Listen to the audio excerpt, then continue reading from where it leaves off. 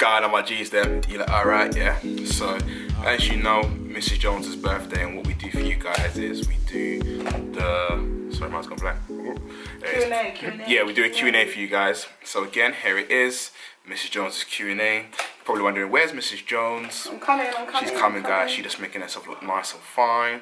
F-I-N-E. And right now, where the camera's positioned, she's like, how's she going to get over? So what I'm going to do is step aside and let her come past. Yeah. Don't watch the bed, guys. Because he's nice. Hey, guys. Hey.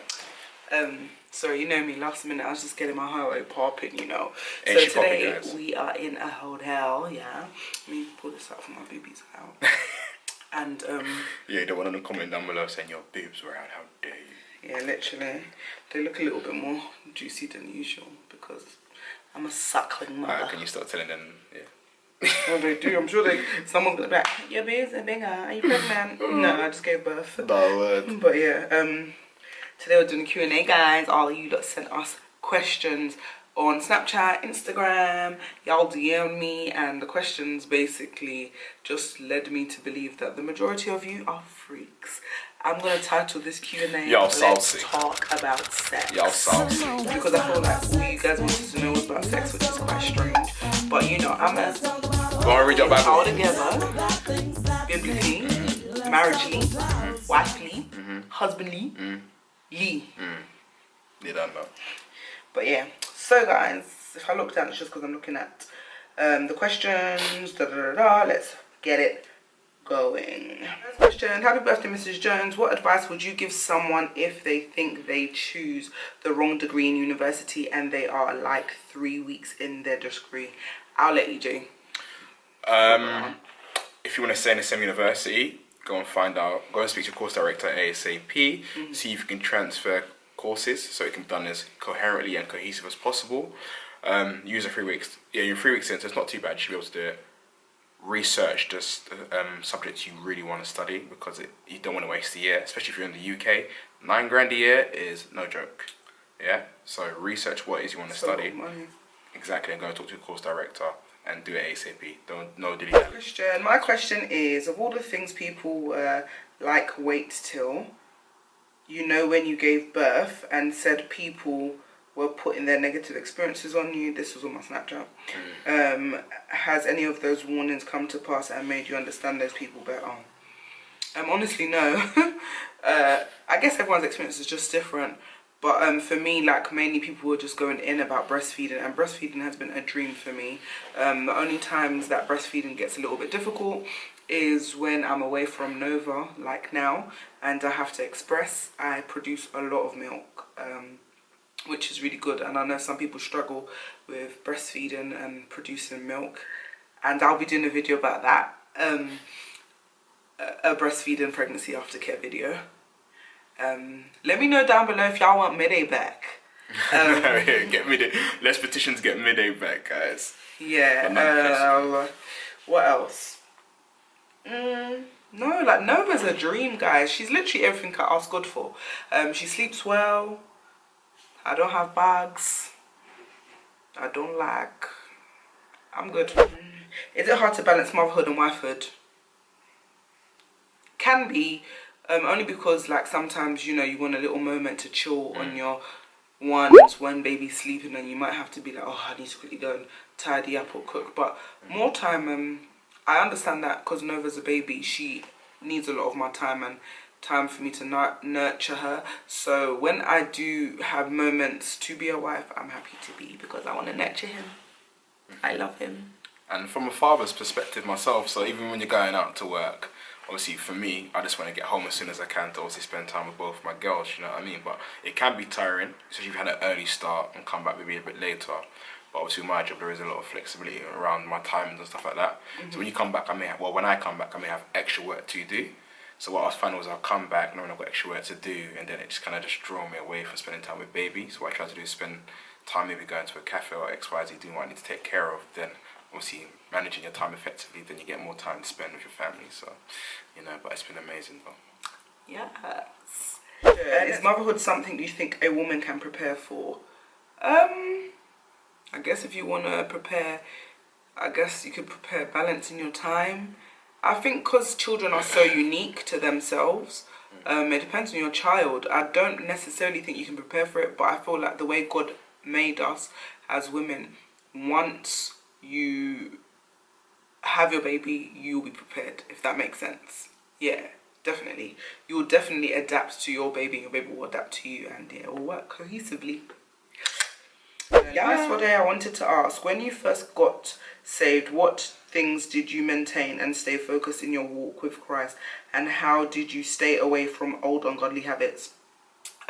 Staying away from old ungodly habits, I kept my circle godly.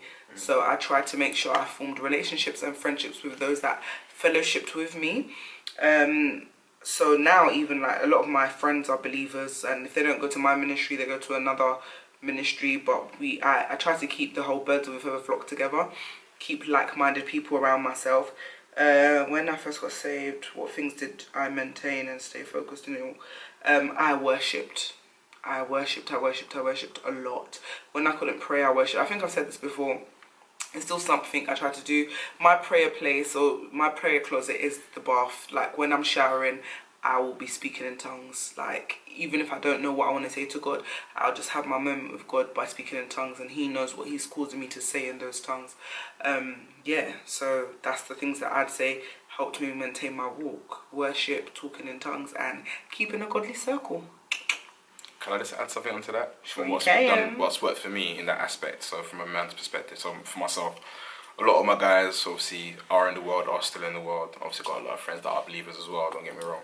But what I had to almost go cold turkey, so to speak. So I had to isolate myself from being among them for a long period of time. To catch that discipline in it. Exactly, but now I feel like I can be amongst them and it's calm, do you know what I mean? I don't really feel the stuff that they're into or that they're, you know, I don't really feel, I'm not, yeah, well, okay, whatever. I can be around you and not feel away or feel like I have to be led by what you're doing. I can be my own man, but nah, you do your thing.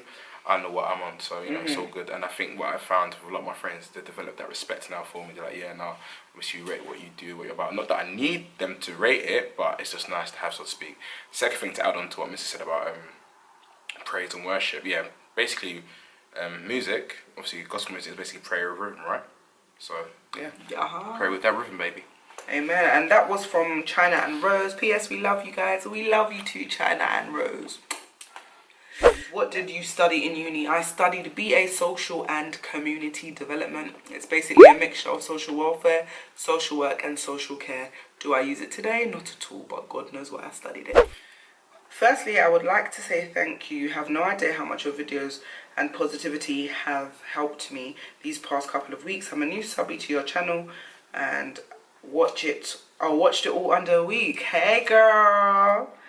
My question is, how do you interact with an ex-friend that's destroyed your character to people and happens to be your godson's mother? I'd say to you, you know, regardless, people do negative things sometimes, but hurt people. And I'd say that your godson is the person that, you know, you want to care for. Don't let what she said kind of tarnish your perception of yourself. And you know, she can't validate you. I wouldn't say don't be negative, but you have to use wisdom the way you kind of go forward with her. Maybe be cordial and be polite, but not necessarily be an open book. You don't need to call her a friend. I've always gone by the statement, the word friend is a very big word. So I'd say, like, you know, more maybe make her an associate rather than a friend. You know, you don't need to tell her your business or make the same mistake twice, which led her to destroy her character. And also forgive her, because when you forgive somebody, it lessens the burden from you, not from her. So when you forgive her, you'll be able to move on and just do what you were called to do as a godmother to her son. Hi Swade, my question is, what do you think of joint/shared bank accounts for couples? Do you have this? And if so, do you find that it works better? EJ and I don't have it. Do I think it would work better right now? No, because I feel that we're still growing as a couple financially and also our discipline financially. It's been ongoing for years, not in a negative way, just in a way of, you know, just making sure we sort out things how it needs to be sorted out, and then eventually we'll combine it. When you have joint bank accounts, your credits get put together in London or England anyway. So Do you know what? The moment you get married, actually, your credits are combined already. Oh, I didn't know that. Yeah. It's so funny. You better be boosting my credit then, huh? You better be boosting mine as well. I'll be boosting your boo-boo. Funny enough, actually, one of my friends, him and Miss actually have a joint account, and I like how they do it. So obviously, one earns more than the other, whatever. But what they do, they put the money in, and then they say you have an allowance. So they have an allowance split across the board. So say maybe, I don't know, you have £400 allowance, I have £400 allowance. That's for us to live on for the rest of the month once we paid all our bills. So they put the money in to pay for the bills. So they say that your totals is maybe a £1,500 on all your bills altogether. You put a £1,500 in, however how much you're gonna split it, then yeah, you live off the rest. So I think it's a smart way. That sounds a bit like Gabe's and Anna, what they said they do, and I really liked what they do.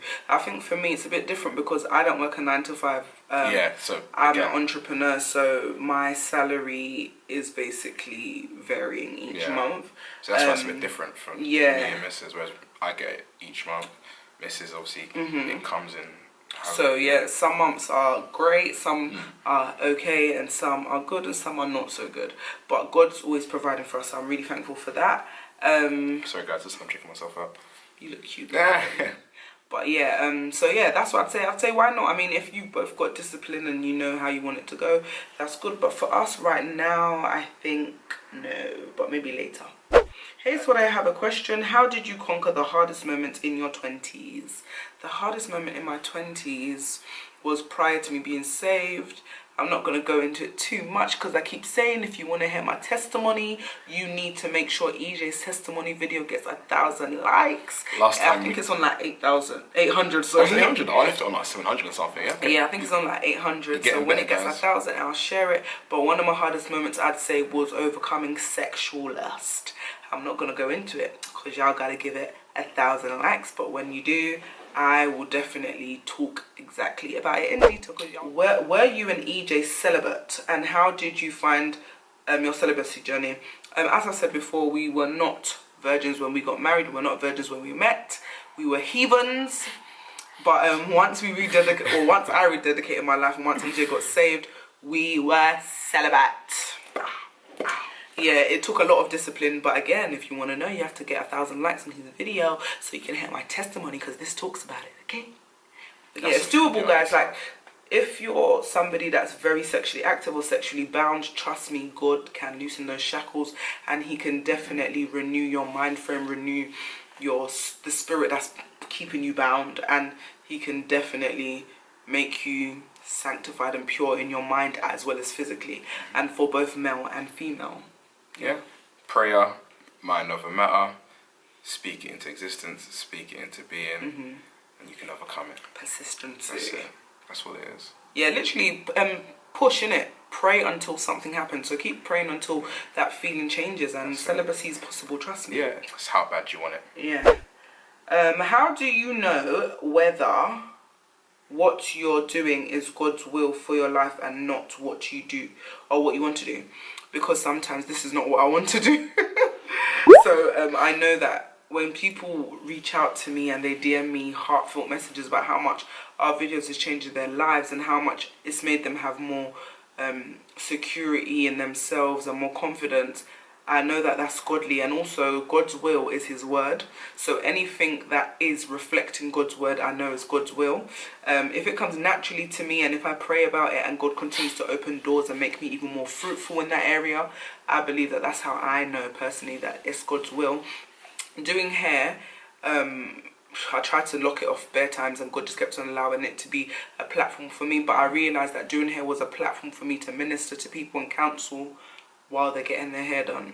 And maybe that's what EJ's saying about my degree kind of intertying, but I feel like this one's more like a spiritual mentory type counsel, if that makes sense. Do you know what? One thing I would say, and something my pastor touched upon, I feel like anything we go through in life is almost preparation to get us to where we're trying to get to. Yes. So we may not even know where we're trying to go to, but as long as you take it to God in prayer and you fast over it, these little things that you may deem menial, maybe a retail job or maybe a voluntary job or an internship, but these things will prep you up when it comes to the big thing. Because when you get the big thing, the skills you've learned in the previous roles will set you up to obviously have a greater impact in your role that you're trying to set out to do. So never despise humble beginnings. That's one thing I was. Yeah, what I'd say is the things that we had gone through in our past when we weren't saved, and there was things that we went through when we were transitioning into salvation, and now. And I feel like that's the reason why we're able to give people a well-rounded counsel, because we've been through all stages. We've been the sinner, we've been the transitioning sinner, and we've been the ones that try to make it right and get married and all that good stuff. So yeah, hopefully it's sounded counsel. What obstacles did you and EJ go through in terms of him maturing in your relationships? Ooh. Nigga was cheating. No, I'm joking, he wasn't cheating. No, that's a video in itself. itself. Talking to girls, man. Every minute, different girl. It's just that she was not innocent herself. Yeah. That's on the point. The question was about you. Yeah, I can't lie to you. That's a whole video in itself. A lot of pruning, I'm talking about obviously how to overcome and change these things, but yeah, a lot of pruning, a lot of prayer, a lot of fasting, just having a pastor and just mentors, XYZ. There's a lot to it. And we're just giving you a skimmed over version, so yeah. Oh yeah, we had to leave the hotel room, so we've had to improvise. Yes. And we're doing it in the car because it was like we're not gonna wait until we get home from the wedding. So. Because I didn't think my makeup was gonna look in vain. But anyway, guys. Next question. How did you know what your calling is? I remember you said in a video you left your job and started doing hair full time. How did you know that it was something that would turn into a success that it is today? Well, thank you. That you think is a success. Glory to God. But for me personally, I'd say that I was working in secondary school and doing hair part-time. So I was working from home, would come home and do hair. And, I would be tired. But I think I looked forward to doing hair more than going to work. So I think for me, it was also that feeling that it gave me. That's what kind of made me know that, am I really doing what I'm supposed to be doing? I do feel that I was meant to learn something in that season of working in the school, but I knew that I couldn't see myself working in the school long term. Yeah, I think that I knew it was my calling partly to do hair. That's only part of my calling, yeah, me. Part of it. I knew it was my calling because when I would do my hair, do people's hair, and even my own hair, like, the compliments were never ending, clients were running, like, God was allowing it to really flow, like, to the point where I had option on what days I wanted to work. And yeah, I just feel like God just always shows you.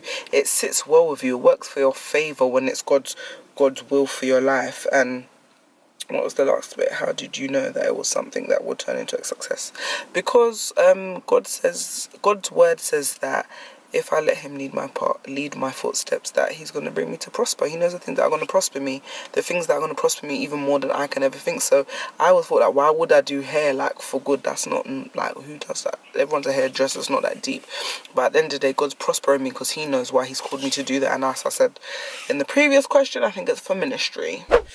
Hey Swods, love your videos and your cute little family. Just wanted to ask, when you and EJ were going through your dating stage, did you ever break up in between / rocky paths? And if so, how did you guys bounce back? You can answer that. Didn't really bounce. Well, didn't really break up. Well, guys, we was a mess. Yeah. Only by God's grace. Literally. We didn't really break up. We had like a break. Yeah. For like 3 days. Yeah. I think it was longer than 3 days, but yeah. It was less than a week. I mean, it was 5 days, but I know it was less than a week because it was actually a joke. Because in my head I was thinking, this is what I mean. I can't escape him. That's the hot. Yeah. How did we bounce back? Honestly, for me, I feel like everything has kind of changed. And like when we started going to church and gave our life to Christ, if it weren't for that, we probably wouldn't even be here today, sitting down doing YouTube videos or with little Nova. You know what I mean? So yeah. So only by His grace. That's the thing. That's the only thing I can say honestly, like genuinely, literally. I think. Oh, sorry, baby, go. Yeah, I'm gonna say also as well. I think another thing that's key, just communication, just learning to trust. Exactly, forgive wrongs or past doings, and if you're not going to trust that as well, if you're not going to forgive past doings, just forget it. Trust. It's all over, Jackie. It can't work. You know what I mean? Yeah, it's true. You know. How do we bounce back? Honestly, I don't feel like in that moment before going to church and changing our actual core values that we were bouncing back. We were heading downhill. And it got to the point whereby sexfulness couldn't save it no more. Do you know what I mean? Because before we'd have sex and sweep it underneath. That's what I was about to say. Literally, you're my soulmate. Literally, I was literally going to say we would sweep everything under the rug. Like, we'll maybe discuss it a little bit, and even if it don't get sorted out, probably have sex or something, and then give her a good session. You're annoying. And then it will be swept under the rug, and then there'll be the same issue again. Nah, literally. 10 times worse the next day. Literally. So yeah, eventually it was just too much. To the beautiful Mrs. Jones, thank you. Right, why does Mrs. Jones get all the compliments? Like, what? Don't tell my man he's nice, you know. I'll beat you up. I'm joking. Man. I don't play that though. If you think my man's nice, close your eyes. Sprinkle holy water. But yeah. He'll beat you up. Yeah, go on. Yeah. To the beautiful Mrs. Jones, my question is, before you got married, how long did it take you to know he was the one? How long did it take me? 5 years. I knew he was the one when he proposed to me. No, I'm joking. I knew he was the one when, like, I think we've spoken a bit about this already, like, in ages, how he got saved video. That's when I knew he was the one. When I saw he loved God so hard. Like, the word of God says, yeah, that God loves the church. Sorry, that Christ loved the church with all his everything. And a man should love his wife as Christ loved the church. And he was loving God. And I was like, wow, if he loves God like this, then he's going to love me. And yeah, he loves me, clearly, because he's still with me. And he loves me every day. And he shows me all this nice stuff. And makes me feel special. And makes me feel loved. And makes me feel happy. And he gave me a pretty girl that looks like him, but is me.